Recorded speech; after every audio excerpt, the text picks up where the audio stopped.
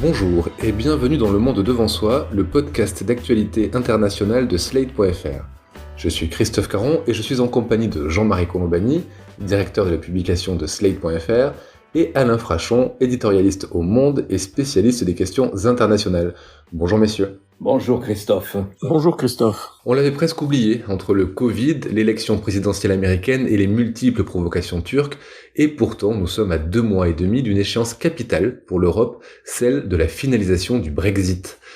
Voilà 4 ans maintenant que les Britanniques ont voté pour une sortie de l'Union lors d'un référendum organisé par le Premier ministre de l'époque, David Cameron. Le divorce dure, les négociations patinent, et si la Grande-Bretagne nous a bien et bien quittés le soir du 31 janvier 2020, aucun accord n'a véritablement été trouvé entre Londres et Bruxelles. Les négociateurs s'étaient donné quelques mois, jusqu'au 1er janvier prochain, pour établir un accord de libre-échange entre Royaume-Uni et Europe. Nous sommes donc dans la dernière ligne droite, mais on peine à avancer. Marion Van Rentergem, bonjour. Bonjour. Vous êtes journaliste, fine observatrice des affaires européennes et vous suivez en direct ces négociations pour l'Express. Vous allez nous raconter comment ça se passe entre Michel Barnier, le négociateur en chef, mandaté par les 27, et Boris Johnson. Mais avant, pour qu'on y voit un peu plus clair, en quoi consistent exactement les discussions actuelles. On sait que le Royaume-Uni ne fait plus partie de l'Europe et pourtant, on continue à négocier. Pourquoi ? C'est vrai que c'est un petit peu compliqué de comprendre de quoi on parle en ce moment et tout ce suspense qui est à l'œuvre en ce moment dans la mesure où les Britanniques sont effectivement partis le 31 janvier 2020.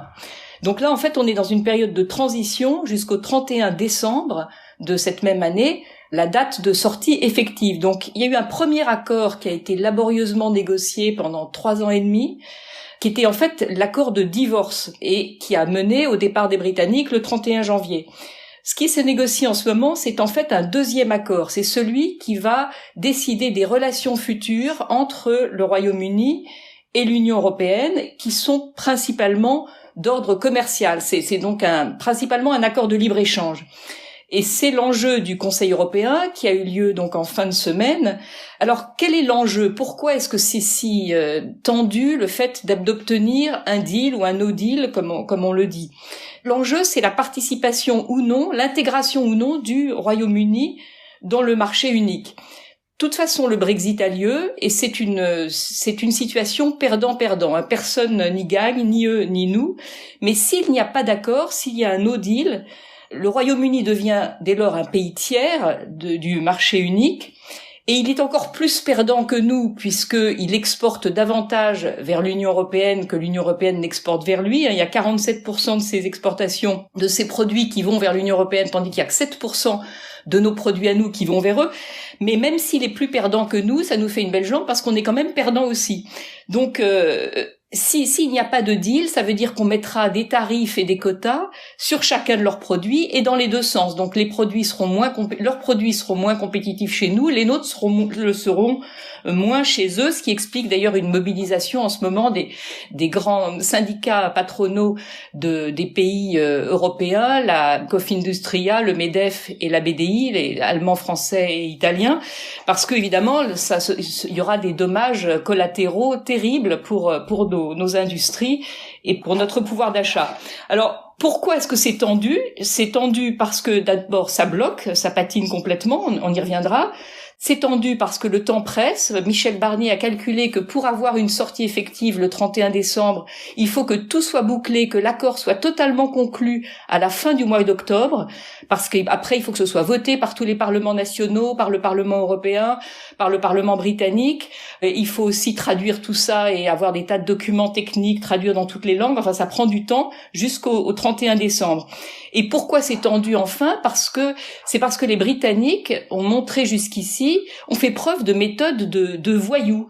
Notamment, Boris Johnson a sorti de son chapeau, alors qu'on était en plein dans les négociations de ce second accord, cet accord sur les relations futures, il a tout d'un coup sorti de son chapeau un projet de loi sur le marché intérieur britannique qui remet en cause le premier accord. Ça, c'est du jamais vu, hein. C'est de la violation du droit international. Ça a suscité l'indignation et la sidération de tout le monde. Donc on est vraiment dans un contexte particulier avec des partenaires de jeu extrêmement troubles et le fait que, pour le moment, aucune des deux parties ne veut céder sur ces lignes rouges. Vous allez nous raconter un peu plus en détail comment se gèrent ces négociations entre Johnson et Barnier, avec un Johnson qui peut être de temps en temps assez perfide, on va le voir, mais vous parliez de points de blocage qui ralentissaient ces négociations. Quels sont ces points de blocage, Alain ? Alors ces points de blocage, il y en a 3. Pour le reste, le document qui fait à peu près 600 pages est assez largement rédigé, mais il y a 3 points sur lesquels on n'arrive pas à trouver un accord. Le premier, c'est la pêche. Alors il faut savoir que les grands pays qui pêchent beaucoup en Europe, des pays comme la France et l'Espagne par exemple, et d'autres, et les pays scandinaves aussi, nous pêchons tous très largement dans les eaux britanniques. Et donc, ce n'est pas que la pêche compte pour beaucoup dans la création de richesses en Grande-Bretagne, c'est 0,1% du produit intérieur brut britannique, mais c'est symbolique, si vous voulez. Ça revient, on tourne autour du slogan de Boris Johnson, reprendre le contrôle de nos frontières, de nos ressources, etc. Reprendre le contrôle de nos frontières maritimes, ça veut dire que seuls les Britanniques ont le droit de pêcher dans les eaux de pêche britanniques. Donc la charge symbolique et politique est très forte. Et elle concerne notamment l'Écosse. Notamment l'Écosse qui est déjà furieuse que le Royaume-Uni sorte de l'Union européenne. Le deuxième point, tout aussi conflictuel mais beaucoup plus large, c'est ce qu'on appelle les conditions de la concurrence entre nous, ou des règles concurrentielles équilibrées. Si les Britanniques veulent continuer à pouvoir exporter sans droit de douane, sans aucune paperasserie et sans quota, sans limite, qu'il s'agisse des biens ou des services, au sein du marché unique, eh bien, il faut qu'ils aient des règles qui ressemblent aux nôtres. C'est-à-dire qu'ils n'ont pas le droit de faire du dumping. S'ils veulent vendre du chocolat dans l'Union européenne, eh bien, les règles de l'Union européenne, c'est qu'il y a un certain pourcentage obligé de cacao, par exemple. S'ils veulent vendre, et ils vendent énormément de produits pharmaceutiques, parce que la Grande-Bretagne a des industries pharmaceutiques extrêmement brillantes, eh bien, si vous voulez, les critères, ce sont les critères de l'Agence du médicament européen. Agence qui était à Londres, jusqu'à tant que les Britanniques étaient dans le marché commun, et qui a été transférée à Amsterdam. Donc, pas de concurrence déloyale. On ne s'amuse pas à avoir des normes sécuritaires ou sanitaires pour tout ce qui concerne l'agroalimentaire inférieures aux normes européennes. Parce que ça serait pas fair play. Alors là, c'est très difficile puisque on va retomber sur les éternels mensonges de la campagne Brexit. Boris Johnson a juré aux Britanniques, et ça explique très largement le vote en faveur du Brexit. Il leur a juré qu'il n'y aurait pas de problème, qu'il pourrait envoyer promener toute la réglementation européenne, adopter de nouvelles réglementations britanniques à 100% et continuer à bénéficier du marché unique. Eh ben, ça ne se passera pas comme ça. Et le troisième point de différent qui est lié à celui-là, c'est en cas de conflit, en admettant qu'on signe un accord commercial avec la Grande-Bretagne qui lui permette d'avoir cet accès libre au marché unique, eh bien, en cas de conflit, il peut y avoir des conflits d'un côté comme de l'autre. Qui va trancher? Alors vous savez qu'un des grands points de la campagne Brexit, c'était on refuse la jurisprudence de la Cour de justice européenne. Alors est-ce qu'on va créer un tribunal ad hoc, une sorte de panel ad hoc en cas de conflit? Ce point est devenu extrêmement conflictuel depuis que les Britanniques ont violé l'accord sur le divorce, l'accord de séparation conclu en 2020, l'accord de séparation. Ils l'ont violé sur une question qui concerne l'Irlande, le commerce avec l'Irlande, à l'intérieur du Royaume-Uni, mais qui concerne l'Irlande. Mais là, la méfiance au sein des 27 est extrême. Et donc, ils veulent qu'il y ait véritablement un mécanisme de règlement des différends qui tienne la route. Donc ces points sont actuellement négociés entre le Royaume-Uni et l'Europe représentée par une équipe de négociateurs dirigée par Michel Barnier. Marion, vous signez dans l'Express de la semaine dernière un long papier intitulé « La guerre de stratégie du Brexit » où vous racontez comment ça se passe. À vous lire, on a l'impression que Barnier fait l'unanimité et au-delà de Barnier, c'est la méthode Barnier qui fait l'unanimité auprès des 27. Est-ce que vous pouvez nous en dire plus sur cette méthode Barnier? Comment est-ce qu'il négocie?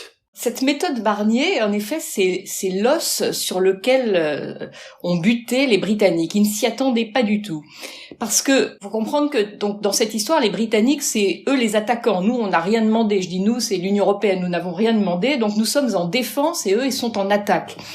Et ils sont en situation d'infériorité, puisqu'ils sont plus dépendants de nous, du grand marché unique européen, mais le paradoxe, c'est qu'ils ont un immense sentiment de supériorité. Et c'est justement ce sentiment de supériorité, d'ailleurs, qui a conduit au Brexit, c'est ce fameux exceptionnalisme britannique qui faisait partie de l'idéologie et des promesses vendues pendant la campagne du Brexit et qui repose d'ailleurs, qui remonte à la Deuxième Guerre mondiale. On a gagné la guerre, on n'a pas été occupé par les Allemands, on a vaincu Hitler tout seul, etc. Et en fait, les Britanniques sont aveuglés par cet orgueil, et du coup, ils ont promis, Boris Johnson avait toujours promis, en vendant son Brexit, que l'Europe se mettrait à leurs pieds, comme disait Alain, que de toute façon, ils bénéficieraient du marché unique sans en avoir aucune contrainte. Le slogan, c'était « Ils ont beaucoup plus besoin de nous que nous n'avons besoin d'eux ». Or, c'est plutôt le contraire qui se passe. Et ils étaient aussi certains qu'il serait très facile pour eux de diviser les Européens. Et d'ailleurs, ils ont tout fait pour. Depuis Theresa May, ils n'ont cessé d'envoyer des ministres dans tous les pays pour essayer de conclure des accords bilatéraux et essayer de briser ce bloc européen. Ça n'a pas marché et au contraire, l'unité de l'Union a été renforcée.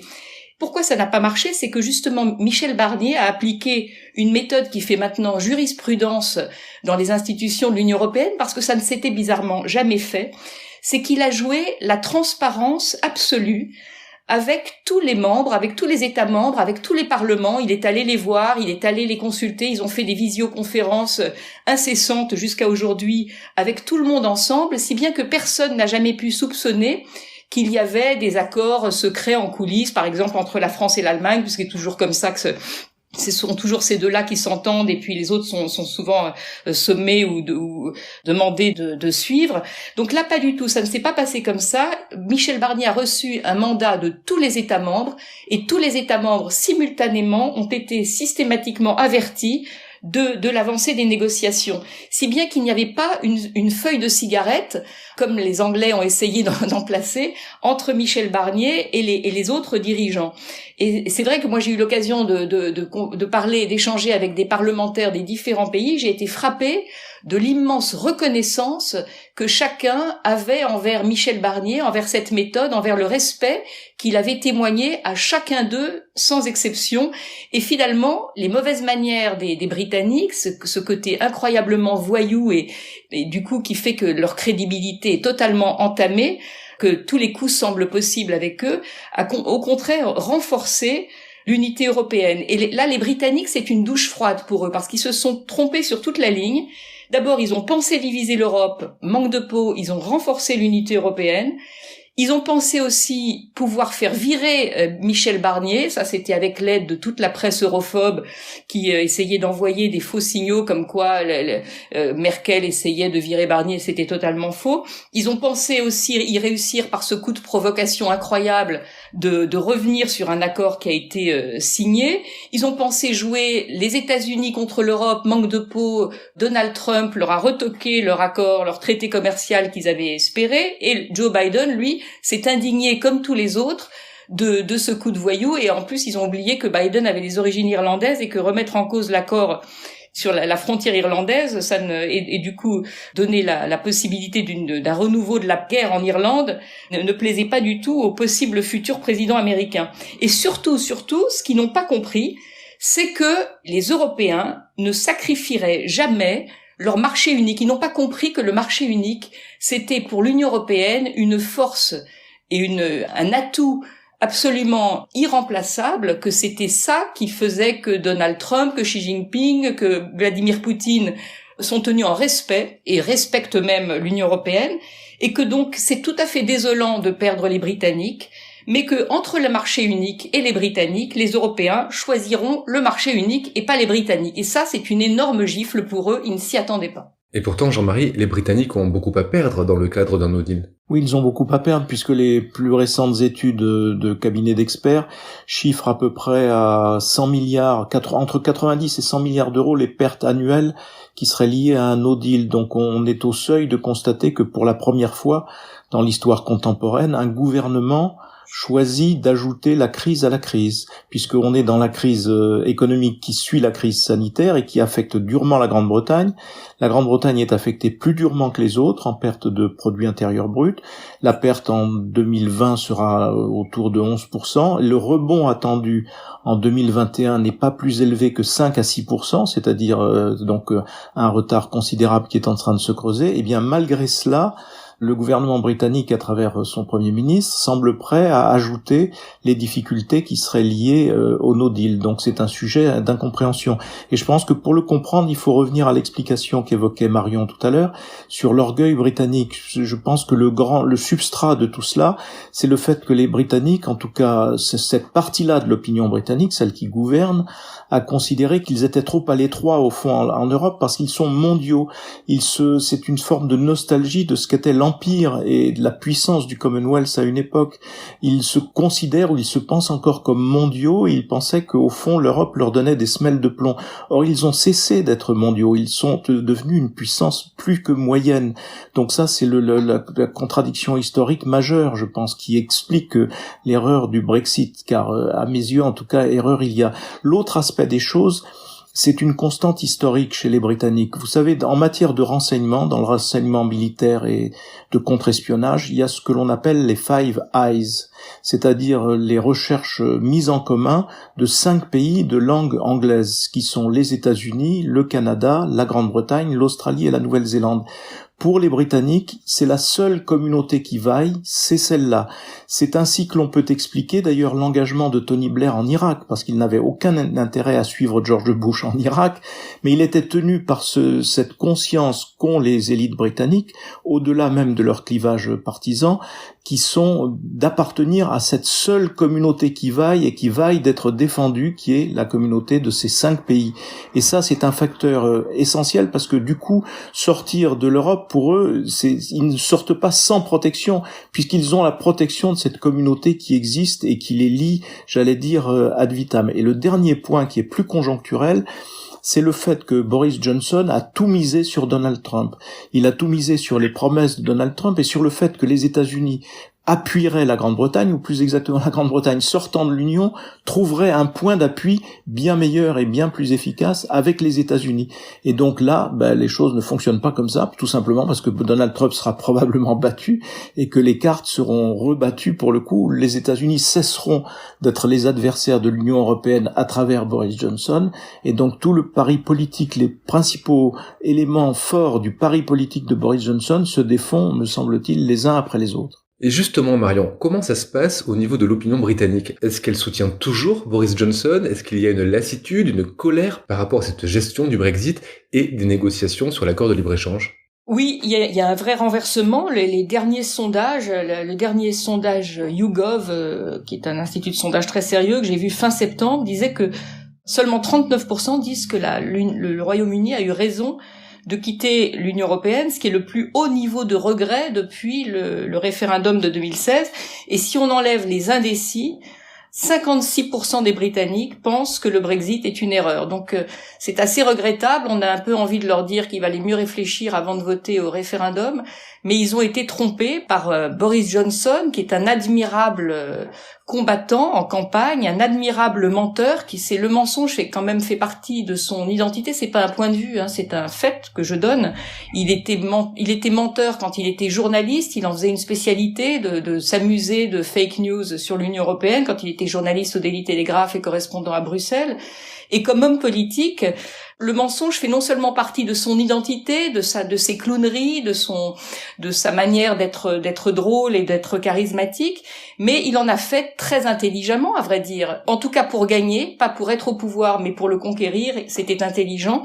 C'est qu'il en a fait une véritable stratégie et qu'il a mené cette campagne du Brexit de manière habile et convaincante, sans croire une seconde d'ailleurs que c'était pour le bien de son pays, puisque moi personnellement, dans les yeux, il me l'avait dit en 2013 que c'était une absurdité de quitter l'Union européenne. Donc c'était par pur cynisme et opportunisme, parce qu'il sentait que c'était un créneau à prendre pour conquérir le pouvoir. Donc il s'est servi du Brexit pour devenir Premier ministre. Il a mené campagne avec des mensonges qui ont malheureusement convaincu son électorat, des mensonges énormes, intenables, enfin des fake news grosses comme des maisons et qui ont été rendu possible par cette époque étrange que nous vivons, celle des réseaux sociaux, où la vérité est beaucoup plus difficile à faire passer, et surtout n'a plus d'importance, où les faits, les erreurs et les mensonges sont mis à égalité avec la vérité. Et c'est ce qui fait de Boris Johnson, à mon avis, un populiste tout à fait typique, une sorte d'archétype du populisme moderne, à l'image de Donald Trump, tout en étant extrêmement différent dans sa manière. On a vu les nombreux revirements depuis le début des négociations. Vous venez de décrire un Boris Johnson menteur. Alain, si les signatures arrivent, si un accord est passé, est-ce qu'on pourra donner un quelconque crédit à cet accord, à cette signature, tant on voit que Bojo peut retourner sa veste très soudainement et n'importe quand? En clair, peut-on toujours faire confiance au Royaume-Uni pour les négociations qui arrivent? Si l'on se fie à ce qui s'est passé pour l'accord de divorce, l'accord de séparation, Boris Johnson, jusqu'au dernier moment, a laissé entendre que tant pis, il n'y aurait pas d'accord de divorce et qu'on sortirait comme ça, de manière sauvage, si vous voulez, ce qui aurait posé des problèmes épouvantables à tout le monde. Et puis finalement, il a fait des concessions, il y a eu une politique de compromis réciproque, raisonnable, et on est arrivé à un accord, sur lequel, comme nous venons de le dire, un accord en bonne et due forme, signé, un traité international, mais sur lequel il est revenu de manière assez étonnante et sidérante il y a quelques semaines. Donc écoutez, s'il y a un accord, c'est bon pour lui aussi, parce que il a été très mauvais dans la gestion de la pandémie, n'est-ce pas, avec sans doute une contraction, comme on disait Jean-Marie, de la richesse nationale plus forte que partout ailleurs. Et la dernière étude, celle de la London School of Economics par exemple, dit que un retrait sans accord commercial, donc sans un accès plein et entier au marché unique, coûterait 10 points de produit intérieur brut sur 10 ans, à la Grande-Bretagne. Donc voilà, vous savez, sans accord, il faut comprendre ce que c'est les relations entre nous et le Royaume-Uni. C'est 10 000 camions quotidiens qui viennent de toute l'Union européenne, dans les deux sens. Ce sont les ailes d'Airbus qui sont fabriquées là-bas. C'est toute une partie de l'industrie automobile britannique brillamment pensée et montée du temps de Margaret Thatcher, Mais évidemment, dont les débouchés sont à 90% l'Union européenne. C'est l'agroalimentaire, c'est la pharmacie. N'oubliez jamais non plus, comme on a tressé ici un portrait assez épouvantable de nos amis du Royaume-Uni, n'oublions jamais qu'ils ont une industrie largement plus brillante que la nôtre, que l'industrie pèse plus que chez nous. Chez nous, c'est 12 ou 13% de la richesse nationale. Chez eux, c'est 16%. N'oublions pas qu'ils sont dans des créneaux de pointe, dans toutes les nanotechnologies, etc. Donc, ça serait vraiment quelque chose de perdant-perdant, et ça serait quelque chose de très difficile. On est en train de se demander s'il y a suffisamment, parce qu'il va falloir parquer les 10 000 camions, puisqu'ils vont être arrêtés pour qu'on vérifie ce qu'il y a dedans et qu'on vérifie les papiers, même avec un tas de systèmes électroniques. Alors, est-ce qu'il y a assez de terrain disponible dans le Kent, là où tout le monde arrive, par le sud de la Grande-Bretagne, pour faire des parkings géants, gigantissimes. Vous voyez le niveau d'absurdité à laquelle on arrive. Donc je pense que oui, un accord lui serait peut-être bénéfique. Mais on peut compter sur les talents politiques de Boris Johnson pour dire, mais pas d'accord, mais c'est pas grave, on suivra les règles de l'Organisation mondiale du commerce, on s'en sortira tout aussi bien. C'est ce qu'il dit d'ailleurs, en ce moment. Il dit, c'est pas très grave, on s'en sortira tout aussi bien s'il n'y a pas d'accord. J'ai pas la citation sous les yeux, mais c'est pratiquement celle-là.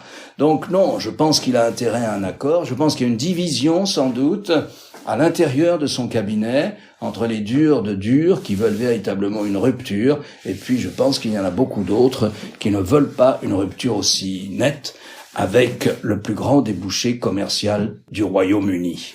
Pour finir, Marion, je voudrais qu'on quitte la Grande-Bretagne et qu'on parte un peu plus à l'est de l'Europe.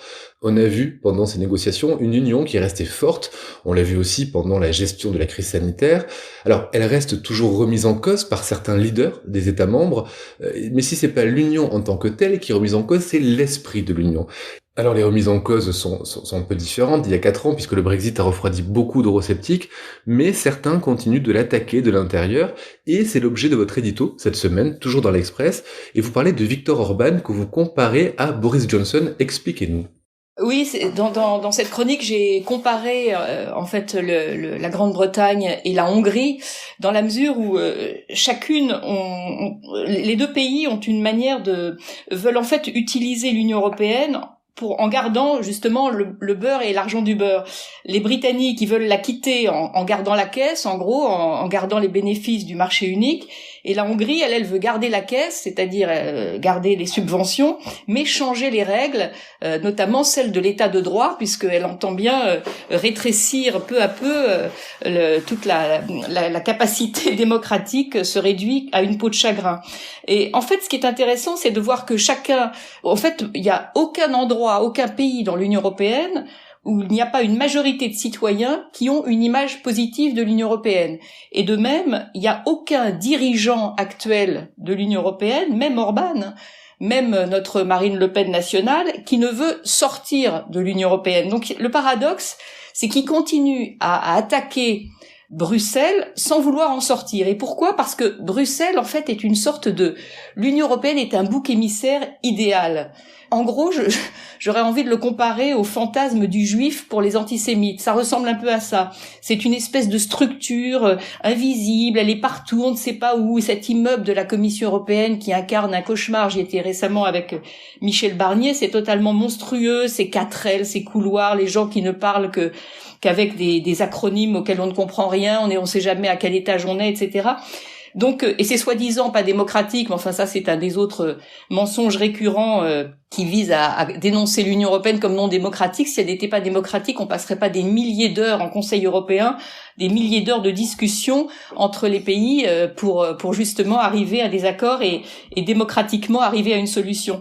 Mais les politiques de tous les pays ont toujours adoré se défausser sur l'Union européenne, sur ce Bruxelles invisible de leur propre défaillance. C'est une sorte de sport national. Ça fait à la fois partie d'une rhétorique et d'un calcul qui justement donc se heurte à cette méconnaissance, cette mécompréhension de ce que c'est qu'un marché commun et de ce à quoi tiennent les Européens. Ce marché commun, il a des règles comme il y en a au tennis, au rugby ou au cricket, enfin tous ces jeux qu'ont pourtant inventé les Anglais et qui sont très soucieux, eux, d'observer les règles, et ils n'imagineraient pas de jouer au tennis en changeant la règle par rapport à la ligne blanche. Donc c'est assez étonnant que eux ils veulent en jouer de cette manière-là, mais c'est une partie cette europhobie et cet euroscepticisme fait partie d'une rhétorique très confortable pour les politiques, et c'est très intéressant de voir qu'à l'occasion du Brexit et de ces négociations sur le Brexit, et de même Orban rencontre les mêmes difficultés concernant l'état de droit, tout d'un coup l'Union européenne rappelle qu'elle est un club avec des règles, avec des valeurs qui sont rappelées dans l'article 2 du traité européen sur la démocratie, la dignité humaine, le respect des minorités, l'état de droit, etc. Et c'est à prendre ou à laisser. Merci Marion, merci Jean-Marie, merci Alain. Juste un mot avant de vous quitter pour rebondir ce que disait Marion sur l'architecture horrible du bâtiment de la Commission européenne, pour vous conseiller un livre, une critique architecturale de l'Europe qui s'appelle Bruxelles Chantier. C'est de Ludovic Lamant, c'est chez Lux, et ça raconte comment, en n'arrivant pas à se doter de bâtiments représentatifs suffisamment symboliques, l'Union européenne a montré qu'elle avait un projet parfois flou et qu'elle avait du mal à s'imprimer dans les esprits des citoyens européens. Merci à tous, à la semaine prochaine pour un nouvel épisode du Monde devant soi. Merci Christophe. Merci, à la semaine prochaine Christophe. Vous venez d'écouter Le Monde devant soi, un podcast Slate.fr à retrouver tous les samedis matins sur Slate.fr ou sur votre application de podcast préférée. Si vous avez aimé, n'hésitez pas à vous y abonner et à nous mettre 5 étoiles.